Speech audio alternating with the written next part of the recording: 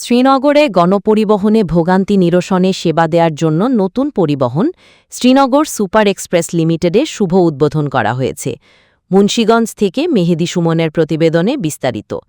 এ সময় প্রধান অতিথি ফিতা কেটে শুভ উদ্বোধন করেন পরিবহনের উপদেষ্টা ও মুন্সীগঞ্জ জেলা স্বেচ্ছাসেবক দলের সাধারণ সম্পাদক মোহাম্মদ সিদ্দিক মোল্লা, শ্রীনগর সুপার এক্সপ্রেস লিমিটেডের চেয়ারম্যান মোহাম্মদ মোহন মোড়ল, ভাইস চেয়ারম্যান মোহাম্মদ ফারুক হোসেন, সাধারণ সম্পাদক সিরাজুল ইসলাম সুজন, যুগ্ম সাধারণ সম্পাদক রাজু আহমেদ, আইন বিষয়ক সম্পাদক অ্যাডভোকেট কামরুল হাসান, প্রচার সম্পাদক পরিচয় বর্মন।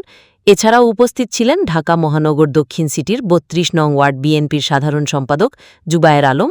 আরও উপস্থিত ছিলেন শ্রীনগর উপজেলা ছাত্রদলের সাবেক সভাপতি যুবরাজ খান কাজন, উপজেলা যুবদলের আহ্বায়ক কমিটির সদস্য সিদ্দিক আহমেদ, উপজেলা যুবদল নেতা বাদল বেপারী, পাটাভগ ইউনিয়ন স্বেচ্ছাসেবক দলের যুগ্ম আহ্বায়ক এস.এম. সেন্টু, জয়নাল আবেদিন, মনির হোসেন মোল্লা, শাহিন শেখ, মাসুদ শেখ প্রমুখ।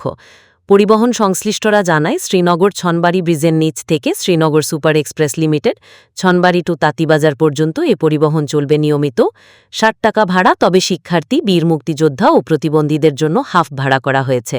আজকে শ্রীনগর এক্সপ্রেস নামে ঢাকা মাওয়া রোডে একটি গণপরিবহনের সার্ভিস চালু হইল। আমি এই পরিবহনের সার্বিক মঙ্গল কামনা করি। এই শ্রীনগর এক্সপ্রেস দ্বারা যাতে যাত্রীরা ভালো মানের সেবা পায়, এটাই আমি প্রত্যাশা করব, এবং এই পরিবহনটা যাতে সুন্দরভাবে চলে। আমি এই ঢাকা মাওয়া রোড শ্রীনগর থেকে নয়াবাজার পর্যন্ত যত যাত্রী আছে, আমি বলবো আপনারা এই পরিবহনে আসেন। এই পরিবহনে ভালো সেবা পাবেন, ভালো মানের। এই পরিবহনের স্টাফ ড্রাইভার, তাদের ব্যবহার আচার অত্যন্ত ভালো হবে আমি আশা করি। আপনারা খুব ভালো সেবা পাবেন, কারণ এই পরিবহনটা যারাই এই পরিবহন পরিচালনা করছে তারা প্রত্যেকটা লোক গণতন্ত্রের যোদ্ধা। এরা এই দেশের জনগণের সেবা কি পরিমাণ পেতে পারে তারা বুঝে। তারা দেশ ও জাতির কল্যাণে সবসময় কাজ করবে, এটি আমার প্রত্যাশা। এই পরিবহনটা খুব ভালোভাবে সুন্দরভাবে পরিচালিত হয়, এই কামনা করে আমি শেষ করছি। আল্লাহ হাফেজ। সকল প্রশংসা আল্লাহ। আমরা আজকে শ্রীনগর সুপার এক্সপ্রেসের উদ্বোধন করলাম।